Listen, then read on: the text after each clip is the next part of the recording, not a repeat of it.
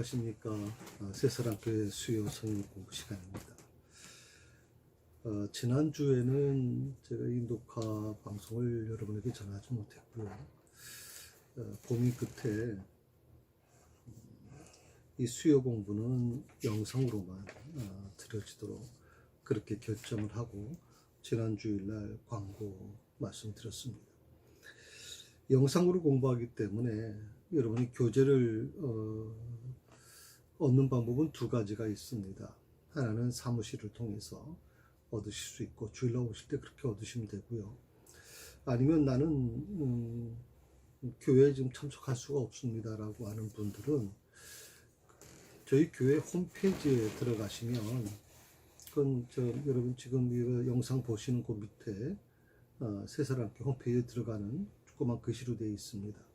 그쪽을 누르시면 곧장 홈페이지에 들어갈 수 있고 거기에 수요 공부 그 자료란에 지금 이 교재와 부교재 자료를 전부 다 올려놓았습니다. 그걸 지금 여러분이 다운받으셔서 교재로 사용하시면 될 것 같습니다. 지난 주일은 특별히 영상으로 녹화를 송출하지 못했기 때문에 잠깐 복습을 조금 하고 넘어가도록 하겠습니다. 우리가 지금 계속 공부하는 부분이 요한복음 14장에 있는 말씀이죠. 그리고 특별히 17절에 있는 말씀을 지난주에 같이 공부했습니다. 그는 진리의 영이라 세상은 능히 그를 받지 못하니 이는 그를 보지도 못하고 알지도 못함이라. 그러나 너희는 그를 아나니 그는 너희와 함께 거하실 것이며 또 너희 속에 계시겠습니다. 내가 너희를 고아와 같이 버려두지 아니하고 너에게로 오리라. 특별히 이 진리의 영이라고 하는 분, 성령님을 가리키죠. 지난번에 우리가 계속적으로 지금 한 2주 동안 같이 여러분과 같이 나눴던 게 뭐냐면 보혜사라고 하는, 근데 그 보혜사라면 우리 모두가 기본적으로 보혜사는 성령님이시다라고 보통 알고 있지 않습니까? 그런데 오늘 주님께서 말씀하시기를 또 다른 보혜사라고 하는 말씀을 주셨거든요. 또 다른 보혜사. 그러니까 또 다른 보혜사라는 것은 예수님과 예수님과 같으면서 다른 보혜사가 또 계시다는 것이거든요. 그러면 예수님도 보혜사라는 뜻이에요. 그러니까 우리가 보혜사를 성령님으로만 국한시키지 말고 그 보혜사가 바로 예수입니다. 그리고 또 다른 보혜사는 바로 성령님이시다. 이렇게 말씀을 드렸습니다. 그러니까 이것을 여러분 꼭 기억하셔야 될 것 같습니다.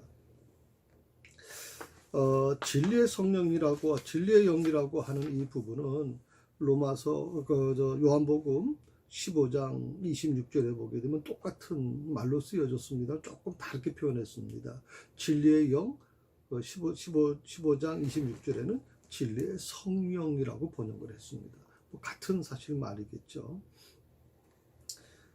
다만 이제 영을 이제 성령이라고 하는 말로 요한이 조금 더 구체적으로 설명하고 있다고 봅니다. 이 진리의 영에 대한 부분을 조금 여러분과 같이 좀 나누고 싶습니다. 그래서 보혜사 성령님이 하시는 사역이 뭔지, 그래서 거기에 지난주에도 몇 가지 말씀을 제가 드렸죠.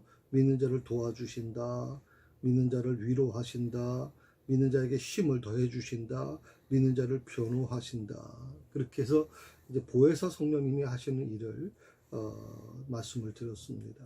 그래서 여기서 가장 중요한 게 뭐냐면 성령님께서는 절대로 혼자 일하시는 분이 아니다. 독자적으로 일하시는 분이 아니다 하는 것입니다. 성령님은 말씀에 근거해서 일하십니다. 그러니까 말씀과 무관하게 독자적으로 일하시는 분이 아니다라고 얘기하는 거거든요. 저는 이거 굉장히 좀 중요하다고 생각을 합니다. 자, 보혜사는 예수님입니다. 그런데 또 다른 보혜사이신 성령께서 오늘 우리 가운데 오셔서 우리 안에 거하고 계시지 않습니까? 근데 그 성령께서 하시는 일이 뭐냐? 독자적으로 일하시지 않는다는 거죠. 하나님의 말씀, 기록된 말씀과 같이 일하신다는 것입니다.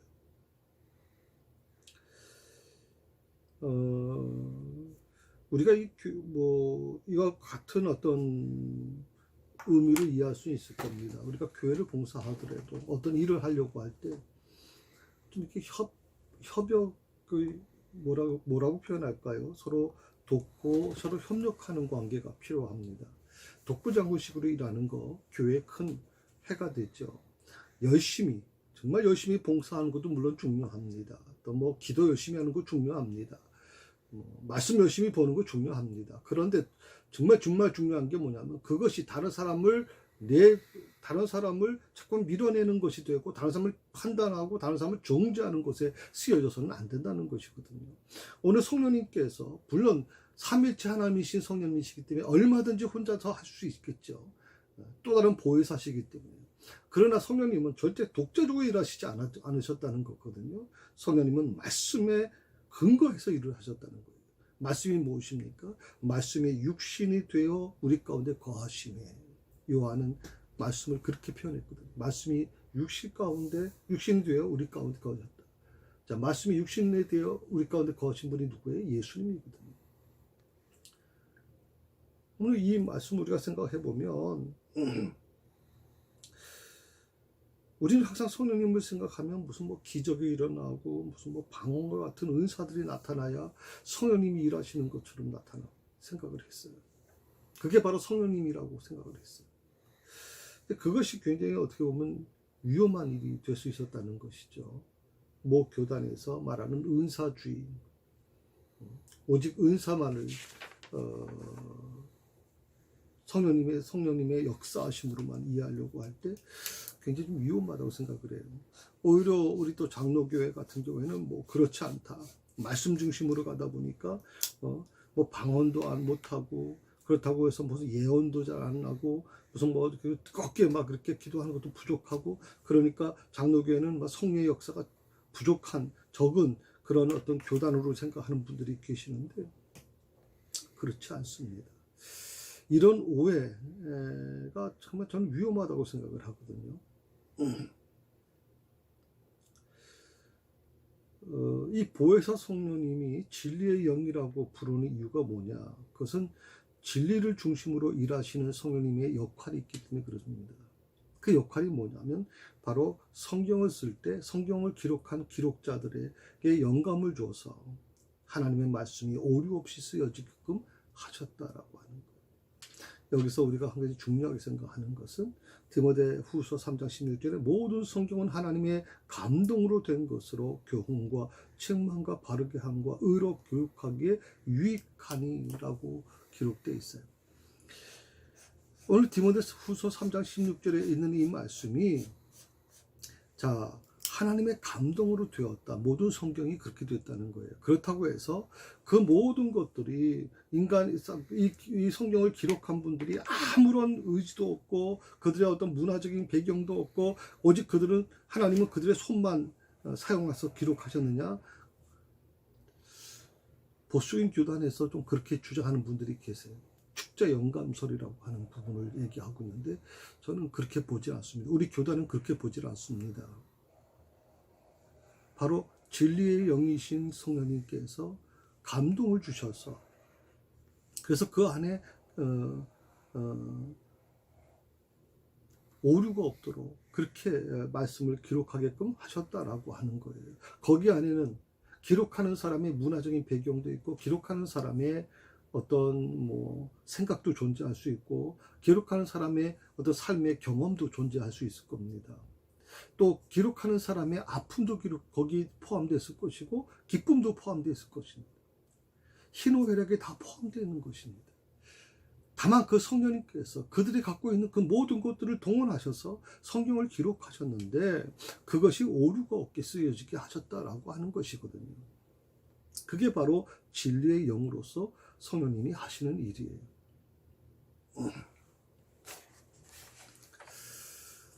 지난번에 또 잠깐 말씀을 드린 게 조명이라고 하는 단어에 대해서 말씀을 드렸는데 성령님께서는 이 진리를 깨닫게 하시는데 우리에게 그 진리를 알 수 있도록 하게 해주신다라고 하는 거거든요. 이것을 사도 요한은 또 다른 부분을 또 표현을 썼어요. 그게 바로 기름 부음이라는 표현이에요. 요한 1서 2장 20절에 보면 기름 부음이라는 표현을 썼는데 이것을 뭐 다른 표현으로 하면 조명이라고 하는 말로 보통 이해가 될 수 있습니다. 이 요한일서 2장 20절이 뭐냐면 너희는 거룩하신 자에게서 기름 부음 받고 모든 것을 아느니라 라고 얘기했어요. 거룩하신 자에게서 기름 부음을 받는다. 기름 부음을 받는 것이 바로 조명한다는 거거든요. 그러니까 여러분 성경 말씀을 읽는데 성경 말씀을 지식고 공부를 많이 했으니까 성경 말씀을 그만큼 많이 할 거다. 그리고 성경 말씀이 그 감동이 더 많을 거다. 아니에요. 박사학위 받은 사람도 안 돼요. 신학 박사학위 받은 사람도 이 말씀을 통해 감동 못 받은 경우가 많아요, 여러분. 그런데 초등학교도 조차 졸업하지 못하신 분, 글을 조차 모르시는 분이 놀랍게도 이 하나님의 말씀을 통해서 감동을 받으시고 위대한 하나님의 사람으로 바뀌어지는 모습을 보거든요. 그게 바로 조명이라는 거예요. 그게 바로 기름 부음이라는 거예요. 기름 부음이라는 것이 마치 이상한 현상으로 얘기하는 분들이 있어요. 나는 어떻게 보면 기도원에서 기도하는 중에 기름 부음을 받았습니다. 나는 찬양하는 중에 기름 부음을 받았습니다. 그렇게 얘기하는 분들이 있어요. 근데 이 기름 부음이라고 하는 것은 성령님께서 우리의 눈을 열어줘서 영의 눈을 보게 하시고, 영의 눈으로 보게 하시고, 또 영의 귀를 열어주셔서 영의 소리를 듣게 하시고, 어떻게 보면 그것이 굉장히 중요한 부분이라고 저는 생각을 합니다. 성령 받은 그 결과가 어떤 결과로 나타나냐면 진리를 알게 된다 하는 거예요. 진리. 이 진리는 성령님께서 우리에게 조명해 주지 않으시면, 기름 부음을 주시 않으시면 도저히 알 수가 없는 게 바로 이 진리라고 하는 거죠.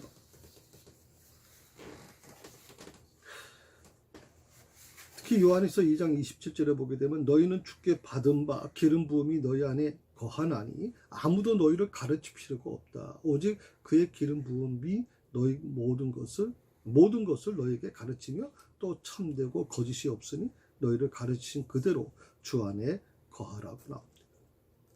아무도 너희를 가르칠 필요가 없다. 성령님을 통해 진리를 알게 된 사람은 자신을 가르칠 사람을 필요로 하지 않는다 이 말이거든요. 그렇다고 목사가 필요 없다는 거 아니에요. 교사가 필요 없다는 게 아니라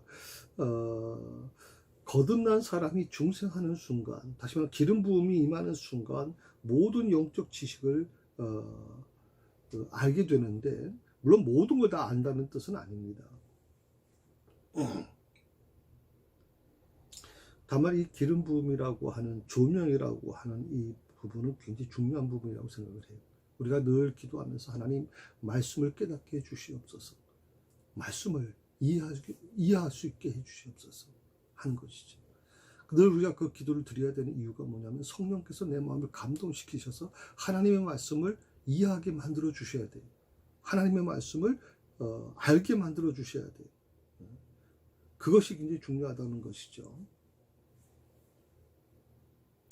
세 번째는 성령님께서 하나님의 말씀을 능력 있게 적용하게 해주신다는 거거든요. 그래서 하나님의 말씀이 히브리서 4장 12절에 보면 살았고, 하나님의 말씀은 살았다. 죽은 것이 아니다. 2000년 동안, 수천 년 동안 기록되어 있는 이 말씀이지만 또 수많은 이 저자들이 많지 않습니까? 수십 명이지 않습니까? 또 이 말씀이 오랜 기간 동안에 기록되어 있지 않습니까? 기록하신 분들 중에는 왕도 있고, 굉장히 선지자도 있고, 또 굉장히 공부를 못하신 분도 있고, 여러 다양한 분들이 여기 저자가 있단 말이죠. 그런데 성령님께서 하나님의 말씀을 적용시켜 주셨는데 그 하나님의 말씀이 죽은 것이 아니라 살아있더라 이 말이거든요. 그래서 이 하나님의 말씀을 읽게 되면 정말 살아나는 역사가 일어나게 돼요. 우리의 심령이 살아나게 되고, 우리의 모든 우울했던 마음들이 회복되게 되고, 그래서 오늘 그 다음에 보게 되면 운동력이 있어 낯선 어떤 검보다도 예리하다. 혼과 영과 및 관절과 골수를 찔러 쪼개기까지 하며 또 마음의 생각과 뜻을 감찰 한다라고 얘기하면서 한 5가지 좀 설명하고 있어요. 살았고, 말씀이 살았다. 운동력, 그 말씀은 운동력이 있다. 세 번째로 자유의 날선 어떤 검보다도 예리하다. 그리고 네 번째로 혼과 영과 및 관절과 고수를 찔러 쪼개기까지 한다. 다섯 번째로 마음의 생각과 뜻을 감찰한다.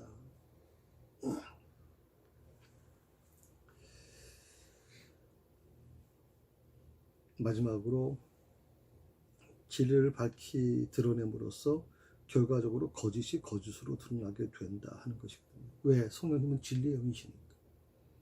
늘 여러분에게 말씀을 제가 드리는 것은 거짓말하면 안 됩니다.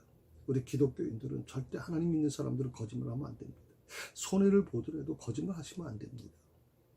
이거 습관이라고 저는 생각합니다. 뭐 마음이 약해서가 아니라, 성품이 약해서가 아니라, 일부러 그러는 게 아니라 어떤 오랜 습관이 돼서 세상 속에 살면서 오랜 습관이 됐기 때문에 무심결에 그렇게 나올 수 있어요. 무의식적으로 나올 수 있어요. 그러나 우리가 적어도 구원받은 자고 또 진리의 영이신 성령님께서 내 안에 거하고 계시면 여러분 절대 거짓말하면 안 돼요. 특히 선의의 거짓말이라도 함부로 하면 안 돼요. 이 말씀을 우리가 꼭 기억하셔야 될 거라고 생각합니다. 성령님은 진리의 영이시기 때문에 모든 거짓이 그 앞에서 드러나게 된다는 것이에요. 특히 지난주에 말씀을 드렸던 것처럼 아나니와 삽비라의 얘기가 나왔죠. 그가 처음에는 전 재산을 팔아서 드리려고 했다가 좀 아까운 마음이 있어서 절반만 교회에다 갖다 드리지 않았습니까? 사실 재산 팔아서 절반만 갖다 드리는 것도 대단한 거죠. 이거 굉장히 귀한 거라고 저는 생각합니다. 그런데 왜 이 아나니와 삽비라가 베드로 앞에서 죽었습니까? 왜 하나님은 그의 생명을 취하셨을까요? 이유가 뭘까요? 거짓말을 했기 때문에 그렇습니다. 사도 베드로가 이렇게 얘기하죠. 너희가 성령님을 속였다라고 얘기합니다. 성령님을 속였다. 사람은 속일 수 있지만 성령님은 속일 수가 없다는 거거든요. 왜? 진리의 영이시기 때문에 그렇다는 겁니다. 성도 여러분, 우리가 신앙생활을 해나가면서 아나니와 삽비라와 같은 일을 얼마나 많이 사실 행해왔고 또 행할 수 있을 거라고 저는 생각하거든요. 우리가 아나니와 삽비라가 간 길을 가지 않으려고 하면 어떻게 하면 좋을까요? 성령님을 속이면 안 돼요. 진리의 영이신 성령님의 뜻을 따라가야 되는데 그러기 위해서는 우리의 모든 삶, 내 말, 모든 것이 진리 안에 있어야 되는 거예요. 그 진리 안에 있으려면 어떡합니까? 진리는 거짓과 정반대예요. 그러니까 거짓말 하지 말라는 말이 그 말이에요. 절대 거짓말 하지 마세요, 여러분. 특히 교회 일을 하는 데 있어서 거짓말 하지 마세요. 처음에 상대방 상대방의 상대방의 그 아픔을 좀 공감해 주기 위해서 조금 좀 말을 돌려서 얘기하다 보니까 그럴 수 있습니다. 그것도 좀 바람직한 건 아니라고 생각을 합니다.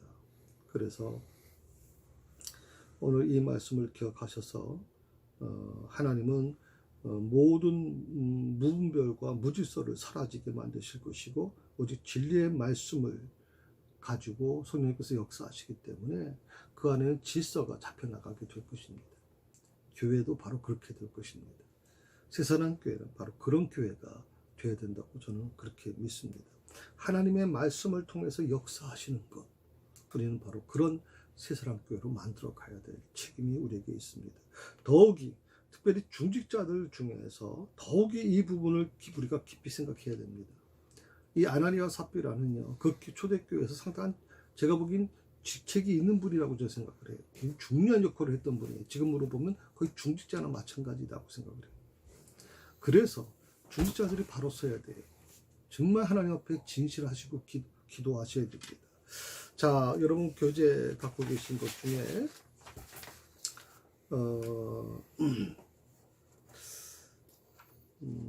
오늘 좀 우리가 공부해야 될 부분이 그 7번 바로 전까지 좀 복습을 했기 때문에 7번 전까지만 제가 좀 더 마무리하고, 그래서 여러분 부교재로 나눠드린 부분의 3번에 세상과 교회의 근본적 차이가 뭐냐 하는 이 부분에 대해서 좀 오늘 공부를 좀 하려고 합니다. 여러분 갖고 계시는 성경에는 요한복음 14장 17절부터 쭉 펴시면 우리가 같이 읽으면서 공부하게 될 것입니다. 자, 세상과 교회의 근본적인 차이가 바로 성령님이 계시느냐 안 계시냐의 차이라고 저는 생각을 하는데, 성령님을 아는가 모르는가, 그것이 바로 세상과 교회를 구분하는 거예요. 세상과 교회를 구분하는 것이 특별한 거라고 생각하는데 그렇지 않아요. 세상과 교회를 구분하는 것은 성령님을 알고 있느냐 모르고 있느냐 하는 거예요. 자, 내가 교회를 오래 다녔어도 성령님을 몰랐다면 나는 세상과 다르게 아무것도 없는 거죠. 그러나 내가 성령님을 알고 있다면 세상과 나는 구분될 수밖에 없는 거죠. 자, 성령님을 아는가 모르는가에 따라서 세상 사람과 하나님의 사람을 구별하는 아주 중요한 차이가 그 안에 있습니다. 오늘 17절에 보시게 되면 한번 같이 한번 읽어봅시다. 그는 진리의 영이라 세상은 능히 그를 받지 못하나니 이는 그를 보지도 못하고 알지도 못하리라. 그러나 너희는 그를 아나니 그는 너희와 함께 거하실 것이며 또 너희 속에 계시겠습니다. 자, 능히 그를 받지 못한다. 그가 누굽니까? 성령님을 받지 못한다. 또 이는 그를 보지 못하고, 누구를 보지 못해요? 성령님을 보지 못하고 또 알지도 못하는 것이다. 세상이 그렇게 한단 말이야. 주님은 절대 세상이 주님을 성령님을 받지 못하게 하셨다는 거거든요. 또 보지도 못하게 하셨다는 것이고 알지도 못한다고 얘기하는 거예요. 세상 절대 몰라요. 알 수도 없어요. 여기서 그런데 재밌는 것은, 하지만 뭐가 했어요? 제자들은 그를 아나니 성령님을 안다라고 얘기했죠.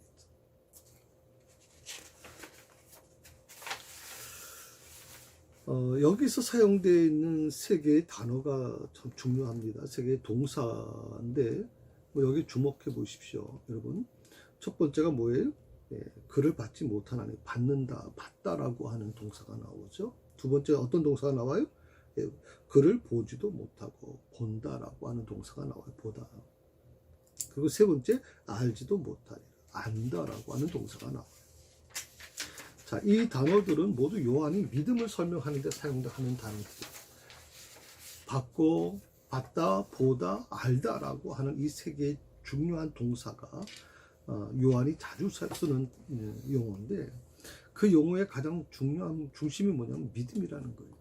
믿음을 설명하기 위해서 이 단어들을 많이 사용하고 있거든요.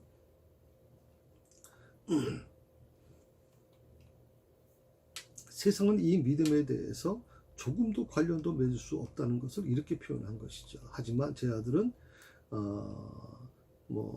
제 아들 속에는 바로 예수 믿는 사람, 나도 포함되어 있죠. 여러분도 포함되어 있는 것이죠. 바로 사람들은 어떻게 한다? 성령님을 안다라고 그렇게 분명하게 말씀하고 계세요. 계시록 2장 2절에 보게 되면 이런 말씀이 있어요. 계시록 요한이 같이 기록한 말씀이기 때문에 요한복음하고 같이 연결되어 있잖아요. 2장 2절 한번 여러분 나중에 찾아보세요. 내가 내 행위와 수고와 내 인내를 알고 라고 하는 말이 나와요. 안다. 이 안다라고 하는 표현이 굉장히 중요한 표현입니다. 특히 요한에게 있어서 믿음과 동일한 의미를 전달할 때나 혹은 믿음보다도 더 강한 의미를 전달할 때 이 단어를 씁니다. 안다라고 하는 말을 써요. 여기 두 가지, 이 안다라고 하는 말은 두 가지 헬라어 단어가 있어요. 안다라는 뜻을 갖고 있는 두 가지 단어가 있는데, 하나는 기노스코라고 하는 단어가 있고 하나는 오이다라고 하는 단어가 있어요. 오이다라고 하는 단어는, 먼저 오이다라고 하는 단어는 체험적인 지식, 그런 어떤 의미고요. 기노스코라고 하는 이 안다라고 하는 단어는, 헬라어 단어는 이론적인 지식을 얘기할 때 기노스코라고 얘기해요. 이해가 되세요? 자, 우리가 안다라고 얘기할 때 그 안다라고 하는 것은 우리는 그렇게 구체적으로 설명하고 있지는 않지만 헬라어에서는 구체적으로 단어를 구분하고 있단 말이죠. 오이다, 기노스코. 기노스코라고 하는 단어는 이론적으로 아는 거. 그리고 오이다라고 하는 단어는 체험적인 지식, 체험적으로 아는 거예요. 재밌는 예화를 하나 좀 들고 말씀을 좀 나누려고 합니다. 김익돈 목사님, 초대교회 아주 유명한 목사님이시죠. 김익돈 목사님이 계셨어요. 근데 그 김익돈 목사님 앞에 어느 날 이제 김익돈 목사님 부흥집회 이끄시고 끝나고 이제 가시려고 그러는데 한 청년이 김익돈 목사님 앞에 이제 나타나서 그 김익돈 목사님을 잘한다고 본인이 얘기를 하는 거예요. 그래서 김익돈 목사님이 진짜 자기를 아는 줄 알고 김익돈 목사가 어떤 사람입니까? 라고 물었어요. 그런데 김익돈 목사님을 앞에 두고 나서 이 청년이 김익돈 목사님에 대한 설명을 하는데 기가 막히게 설명하는 거예요. 아주 자세하게 신상 명세서를 아주 줄줄 꿰고 있어요. 외우고 있어요. 그런데 놀라운 것은 뭐냐면 지식으로는 알고 있는데 바로 앞에 계신 분이 김익돈 목사님이라는 것을 모르고 있다 이 말이죠. 그 말은 뭐예요? 지식으로는 알고 있어. 이론적으로는 알고 있지만 김익돈 목사님을 만나보질 못했다는 것이죠. 요즘처럼 무슨 뭐 사진기가 있구나. 요즘처럼 뭐 SNS가 발달돼 있구나. 뭐 자료를 우리가 뭐 찾아볼 수 있는 정보가 망이 돼 있는 시대가 아니다 보니까 김익돈 목사님을 지식으로만 알았지 김익돈 목사님을 만나보질 못했다. 그러니까 이 청년이 아는 것이 분명 알긴 알고 있어요.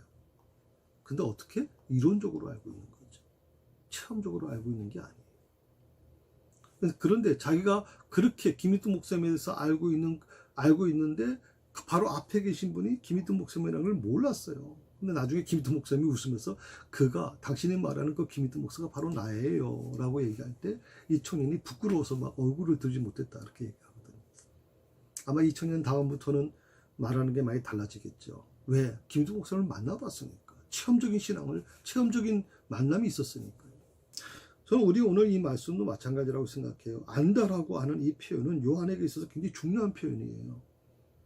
요한은 단순히 이론적으로 아는 것이 아니라 체험적으로 아는 것을 얘기해 주고 있는 거거든요.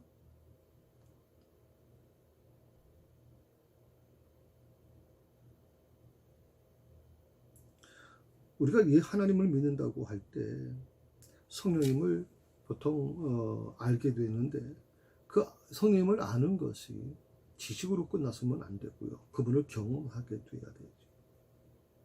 어떻게 경험할 수 있을까요? 진리의 말씀을 통해서 일하시는 것을 듣고 그분을 경험하게 되는 거예요. 그러면 진리의 말씀을 통해서 일하시는 것을 경험하게 되면 하나님의 말씀이 깨달아져요. 어떻게? 지식적으로 깨달아지는 게 아니라 성령님이 개입하심으로 인해서 말씀이 깨달아져요. 세상에 지식이 없어도 돼요. 세상에 무슨 뭐 주석책이 없어도 돼요. 해석책이 없어도 돼요. 놀라운 것은 성령님이 함께 하시면 하나님의 말씀이, 이 성경 말씀이 깨달아지게 되더라 이 말입니다. 그리고 그 말씀이 내 뼈와 관절을 찌르듯이 파고든다. 너무 감동적이죠? 말씀이 내 뼈와 관절을 찌르듯이 파고든. 이거 여러분 경험해 보셨는지 모르겠어요. 오늘 요한은 참 중요한 말씀을 하세요. 그 말씀이 내 뼈와 관절을 찌른다. 그래서 회개하지 않을 수 없게 된다는 거죠. 예수님 말씀을 듣고 나서, 세례 요한의 말씀을 듣고 나서 들은 자들이 제일 먼저 반응한 게 뭡니까? 가슴을 치면서 통회하자. 우리가 어쩌면 좋을까? 요한은 얘기하죠. 회개하고 죄사함을, 세례를 받고 죄사함을 받으라.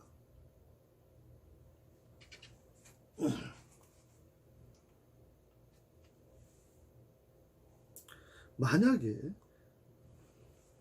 우리가 정말 말씀의 체험을 이 삶 속에 경험하고 살아가게 된다면 정말 우리는 성령님을 아는 자라고 말할 수 있을 거예요. 문제는 이런 것들을 성령의 역사하심이라고 믿지 않는 데 있는 문제가 있는 거예요. 우리에게 감동을 주시고 우리에게 깨닫게 해주시고 하나님의 말씀이 내 안에서 막 살아 움직이게 만들어 주시는 이 역사하심에 대해서는 우리는 별로 관심을 두질 않아요. 그리고 오직 은사만 집중하고 은사에게만 국한시킵니다. 방언을 받고 방언을 하고 꿈을 꾸고 뭐 예언을 하고 입신을 하고 뭐 이런 것들을 가지고 무슨 성령의 역사라고 자꾸만 우리는 얘기한단 말이죠.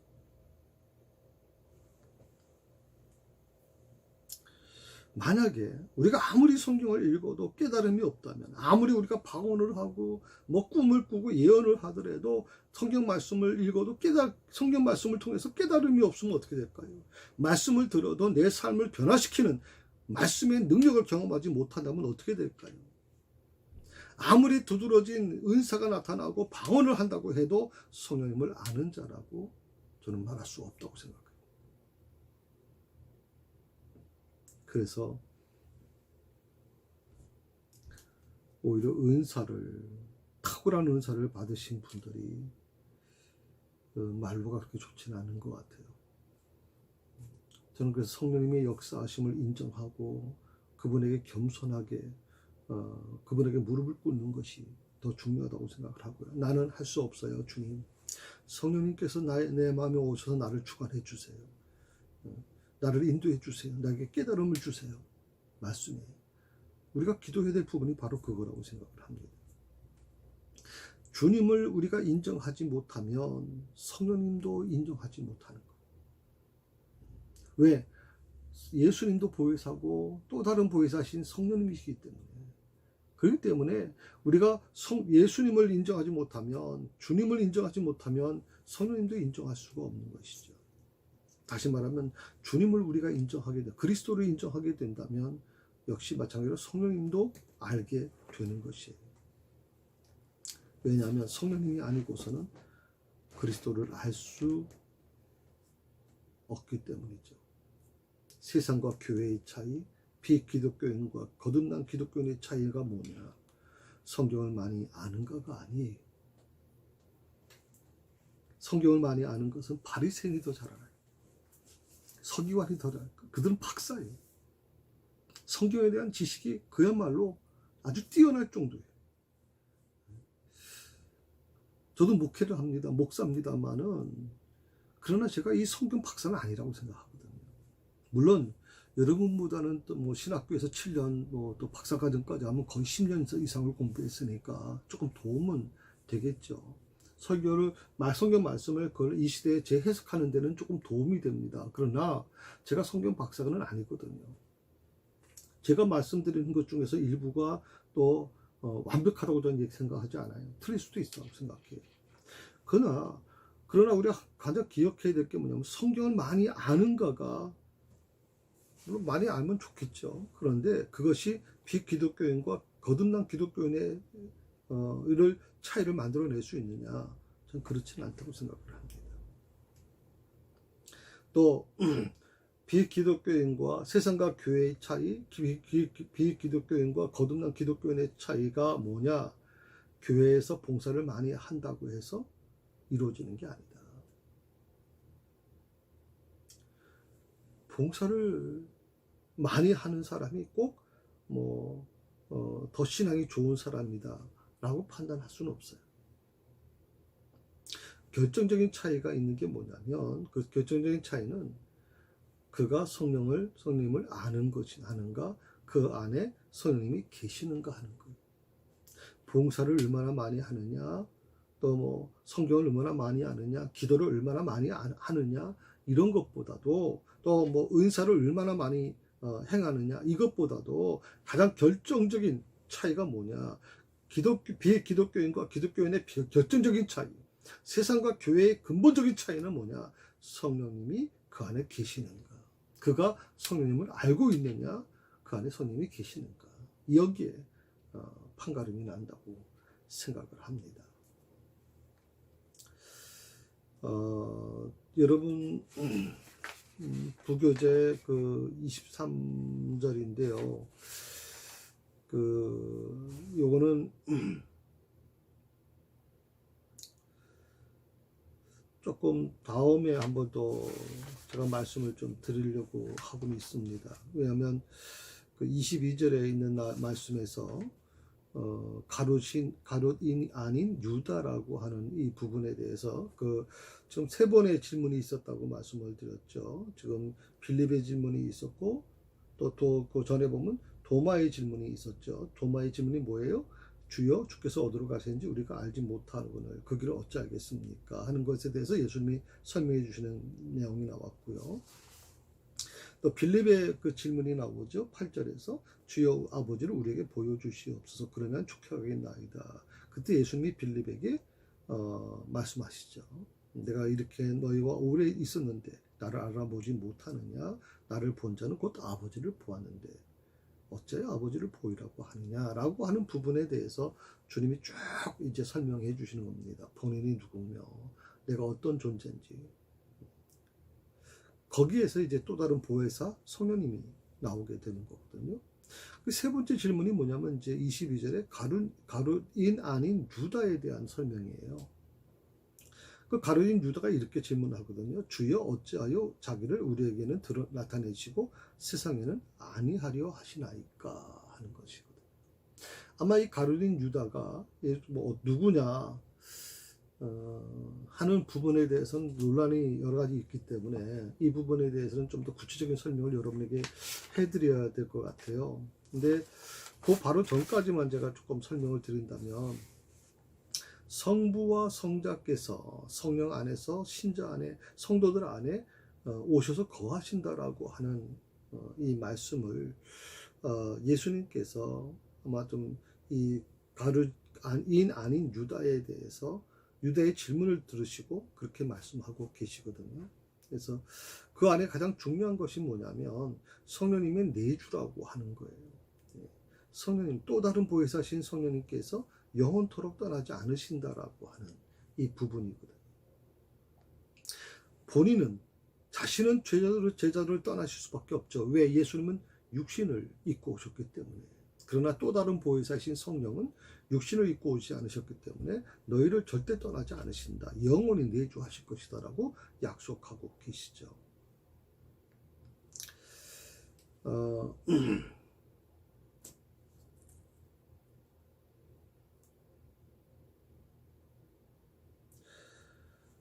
제가 이 말씀을 지금 가룟인 아닌 유다에 대한 이 부분을 접근해 들어가려면 좀 시간이 굉장히 좀 오래 걸릴 것 같아요. 지금 그래서 제가 여기까지는 지금 다음번에 한번 말씀을 드리겠고요.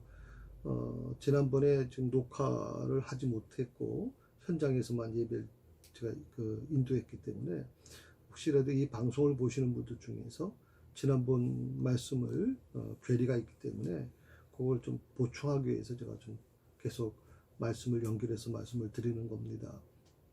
다음 주에는 가룟인 아닌 유다에 대한 질문에 대해서 설명을 드리겠습니다. 주여 어찌하여 자기를 우리에게는 나타내시고 세상에는 아니하려 하시나이까 하는 이 질문이 오늘 이 시대에 살고 있는 우리 예수 믿는 우리들도 이 가룟인 아닌 유다의 질문 같은 질문을 우리가 하고 있지 않은지 그 부분에 대해서 좀 말씀을 드리려고 합니다.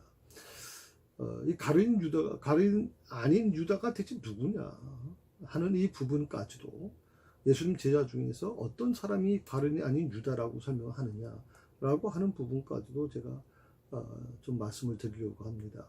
그러기 위해서는 여러분들이 보충 자료를 꼭 받으셔야 됩니다. 그래서 이 자료를 가지고 4번 그리고 다음 주에 5번까지 5번에 능력인가 인격인가 하는 이 부분에 대해서 조금 더 말씀을 드리고 이 2절에 있는 이 세 번째 질문에 대해서 어떻게 이거를 우리가 이 삶 속에 적용시켜 나갈 것인가 하는 부분을 같이 말씀드리도록 하겠습니다. 앞으로 이제 여러분과 같이 항상 이 영상으로 이제 수요 공부는 만나게 됩니다. 그래서 지금은 요한복음에 대한 말씀을 우리가 공부하고 있지만 다음에 또 이것이 이제 뭐 언젠가는 끝나겠죠. 그럼 또 다른 어떤 성경 공부가 진행될 때 충분히 현장에서 드리는 것처럼 여러분에게 좀 좋은 그런 내용을 가지고 여러분과 같이 찾아뵈려고 그러고요. 더욱더 좋은 말씀으로 여러분과 같이 나누겠습니다. 물론 우리가 서로 소통할 수는 없으니까 제가 일방적으로 이 말씀을 드릴 수밖에 없기 때문에 조금 안타까운 부분은 있습니다만, 혹시 여러분들이 질문을 하시길 원하시면 댓글에 좀 남겨두시면 제가 거기에 대한 또 설명할 부분이 있으면 설명해 드리도록 그렇게 하겠습니다. 예, 수고하셨고요. 또 코로나19로 인해서 많이 힘드실 텐데 건강하시고, 또 이렇게 좀 우리나라 그 코로나 방역이 너무 잘 돼 있어서 많이 좀 느슨해졌습니다만, 이럴 때일수록 조심하시고 건강 챙겨주시면 좋겠습니다. 특별히 이번 주일은 어버이 주일이기 때문에 저희가 65세 이상 된 어르신들에게 좀 좋은 선물을 또 드리려고 합니다. 그러니까 65세 이상 되신 분들은 꼭 교회 오셔서 받으시면 좋겠습니다. 수고하셨습니다. 감사합니다. 기도하십시다. 하나님 아버지, 감사합니다. 오늘 이 말씀을 다시 한번 복습하고 같이 나눴습니다. 또 다른 보혜사로 오신 성령님, 그분이 우리 안에 거하시면 정말 진리를 깨닫게 해주시고 거짓을 우리 안에서 다 몰아내실 것이고 정말 하나님 앞에서 진실된 자로 살아갈 수 있게 해주실 거라고 믿습니다. 주여, 저희 삶을 주관하시고 인도해 주시며 하나님의 뜻 안에서 승리하는 삶이 될 수 있도록 도와주옵소서. 이 수요 성령 공부에 참여하는 성도들, 특별히 우리가 같이 모여서 한 자리에서 같이 공부할 수 있는 시간이 너무나도 어렵지만 대부분 다 저희 교회는 직장인들입니다. 그렇지만 이 영상으로 우리가 같이 말씀을 공부할 때 아버지 하나님 현장에서 드리는 것보다 더 깊은 성경 말씀을 아버지 하나님 경험할 수 있도록, 은혜를 경험할 수 있도록 축복하여 주시옵소서. 저들이 머무는 자리에 성령님께서 함께해 주시기를 간절히 원하옵고 예수님의 이름으로 기도드립니다. As the Father knows me, I know you. I know you. I know you.